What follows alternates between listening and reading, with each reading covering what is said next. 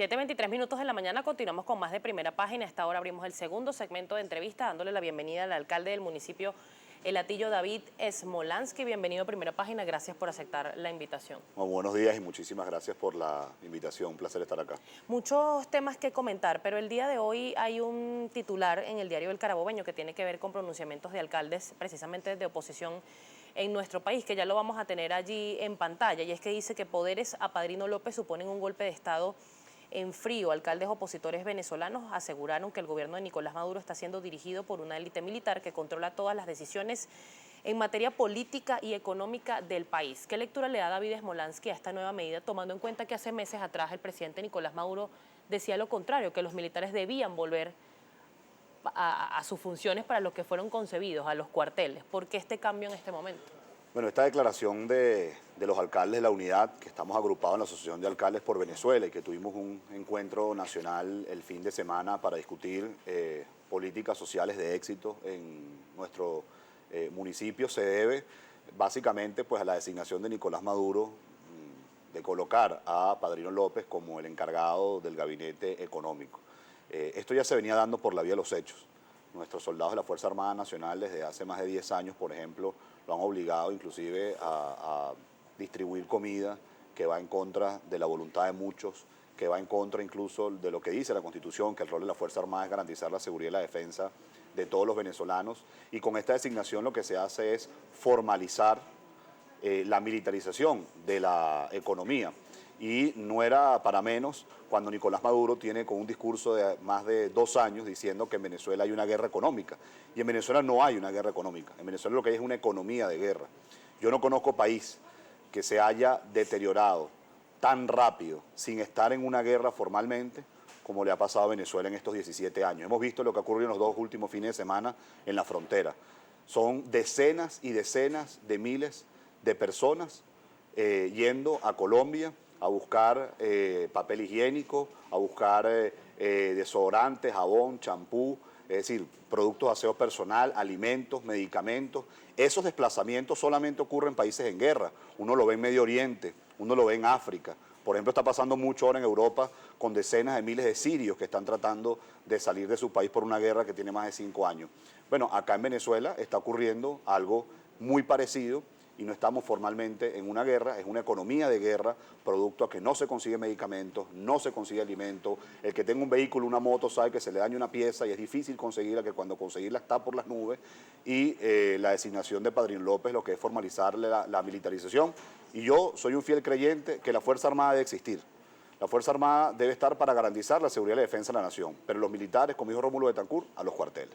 Alcalde, uno de los escenarios que se plantea para un cambio, para lograr otras medidas que eviten esta crisis, ha sido el referéndum revocatorio. Sin embargo, pareciera que están pasando los días y se estaría enfriando, por llamarlo de alguna manera o calificando de alguna manera, este escenario. ¿Qué ha pasado o qué se ha hecho, qué exigencia se ha hecho desde la Mesa de la Unidad Democrática para el Consejo Nacional Electoral? ¿Se tiene previsto incluso hoy precisamente que se pueda dar información de qué pasó o si se van a activar el 20% de las firmas, que sería la segunda fase? Bueno, se está calentando porque el 26 de julio, que es el martes de la semana que viene, es decir, estamos hablando ya menos de 10 días, el Consejo Nacional Electoral debe hablarle al país y decir cuándo vamos a firmar cerca de 4 millones de venezolanos para poder convocar el referéndum revocatorio. Nos han colocado todas las trabas para que el revocatorio se pueda realizar en el año 2016 y sin embargo todas las hemos superado. El 1% que se necesitaban cerca de 200.000 firmas, logramos más de 2 millones de firmas. Luego la validación, que como se dice en el béisbol, era una jugada de rutina, lo convirtieron en una épica y vimos a personas cruzando ríos, miles de venezolanos cogiendo sol por horas, haciendo cola bajo la lluvia. Lo más hermoso de la validación fue ver abuelitas en bastones, en silla de ruedas, y de las cerca de 200.000 firmas que necesitábamos, duplicamos y fueron más de 400.000.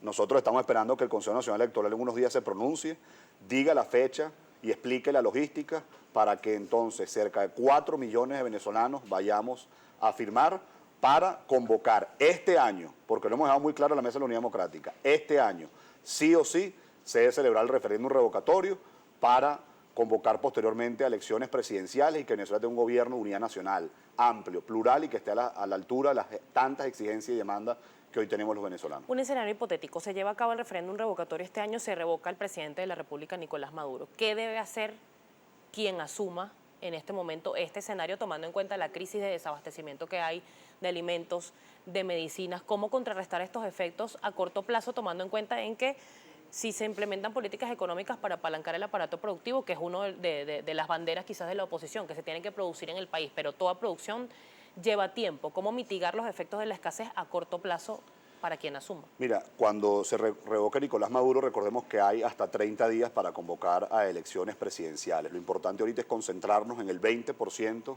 que son casi 4 millones de venezolanos, y requiere un esfuerzo enorme para luego convocar un referéndum revocatorio. Desde la unidad nacional nosotros estamos promoviendo, pues, en primer lugar, que haya un gobierno, como ya decía, amplio, plural, democrático, que garantice un principio elemental de la democracia, que es la separación y autonomía de los poderes públicos, que fortalezca la descentralización, entiéndase los gobiernos locales y los gobiernos regionales, y que progresivamente vaya reactivando el aparato productivo nacional, generando seguridad jurídica para invertir, liberando algunos controles y regulaciones que son necesarias, porque hoy empresas están tirando a pérdida. Y en tercer lugar, bueno, hay que generar evidentemente confianza en el sector privado, y lo más importante, hay que garantizar en el próximo gobierno transparencia. Eso es una palabra que poco se utiliza en Venezuela. Yo como alcalde de Latillo lo he dicho, tengo una obsesión que nuestra alcaldía sea una de las más transparentes del país, y en el gobierno nacional que venga nosotros debemos practicar la transparencia todos los días, porque es el único antídoto contra la corrupción. Lo que hoy tiene a los venezolanos, nos tiene humillados, haciendo cola para conseguir comida, haciendo cola para conseguir medicamentos, es precisamente que miles y miles de millones de dólares que ingresaron por el petróleo se han malversado, no se han utilizado de manera eficiente.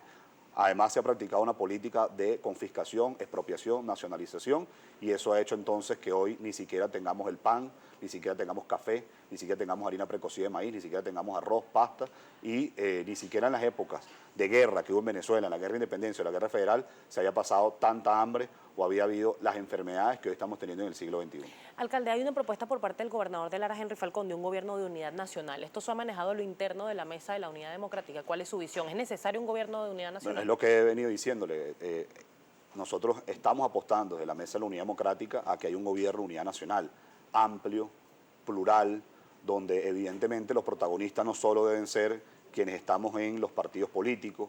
Cuando hablo de amplitud es que hay que buscar al sector académico, por ejemplo, que tanto tiene que aportarle, a jóvenes y estudiantes que tienen mucho que aportarle a este país, a personas que hayan sido exitosas en la empresa privada que quizás pudiesen experimentar en el sector público, y además el reconocimiento al otro. Yo creo que es muy importante entender eso. Para que una transición sea exitosa, se debe llevar de manera pacífica, se debe llevar reconociendo al otro, y sobre todo se debe llevar de manera democrática, apostando a la reconciliación. Eso sí, también para que las transiciones sean exitosas debe haber justicia, porque así como la corrupción le ha hecho tanto daño a nuestro país, y quienes hoy lo estamos pagando somos casi 30 millones de venezolanos, hoy también casi 30 millones de venezolanos estamos siendo víctimas de la impunidad, que es más del 90%. Y cuando hablo de la impunidad me refiero desde el caso de Leopoldo López, Daniel Ceballos, Antonio Ledesma, Gabriel, Pancho y todos los que están injustamente presos por razones políticas, pero también la impunidad es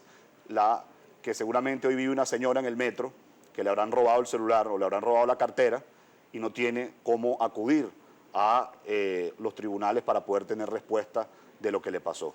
Y esa es la raíz, por cierto, no solamente de que haya presos políticos. La impunidad hoy es la raíz del peor problema que, en mi opinión, tenemos los venezolanos, que es la inseguridad, que según Naciones Unidas, Caracas es la ciudad más violenta del mundo y Venezuela está entre los 3 países más violentos del mundo, porque el delincuente se siente sencillamente protegido por un poder judicial que, en vez de impartir justicia, imparte impunidad. Alcalde, se está proponiendo también, o está sobre la mesa, un diálogo. Sin embargo, el presidente del Parlamento de nuestro país, el diputado Henry Ramos Ayud, asegura que se está poniendo como condición poner si se realiza o no el referéndum revocatorio. ¿Puede haber diálogo sin revocatorio? Nosotros hemos dejado muy claro que para que haya algún tipo de conversación, en primer lugar, los venezolanos debemos conocer la fecha del referéndum revocatorio. En segundo lugar, que por cierto, insisto con esto, la fecha del referéndum revocatorio sí o sí en los meses que queda 2016. En segundo lugar, que se active el canal humanitario para que en Venezuela ingresen toneladas de alimentos y medicamentos que tanta gente necesita. Y en tercer lugar, libertad de los presos políticos. Eso lo hemos hecho saber, se ha dicho en los medios de comunicación, se le ha hecho saber al presidente Zapatero, se le ha hecho saber al presidente Leonel Fernández, se le ha hecho saber al presidente Torrijos y se le ha hecho saber a la comunidad internacional. Y cuando hablo de la comunidad internacional hablo de la OEA, de la Unión Europea, de la ONU, de distintos gobiernos de América Latina y otras partes del mundo, porque sencillamente hoy nosotros estamos siendo víctimas de un sistema arbitrario, de un sistema autoritario, de un sistema que controla las instituciones y un sistema que además nos ha puesto con tres crisis, ¿no? Por resumir, la crisis institucional de que no hay autonomía de los poderes públicos, de censura a muchos medios de comunicación, de persecución a quienes pensamos de manera distinta.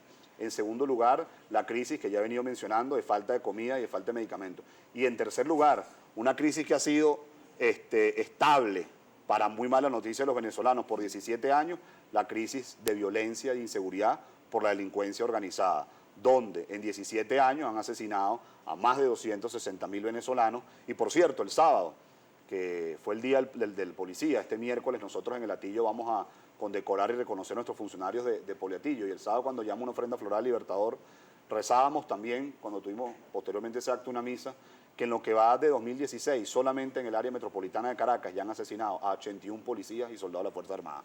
Policías que hoy se tienen que enfrentar a bandas organizadas con rifles, metralletas, granadas, entiendas, armas de guerra y que se desplazan en vehículos blindados. Debe haber voluntad política para resolver este problema, que además es la primera causa de migración en Venezuela. Entonces, cuando hablamos de diálogo, bueno, activen el canal humanitario, liberen a los presos políticos, pongan fecha al revocatorio. Alcalde.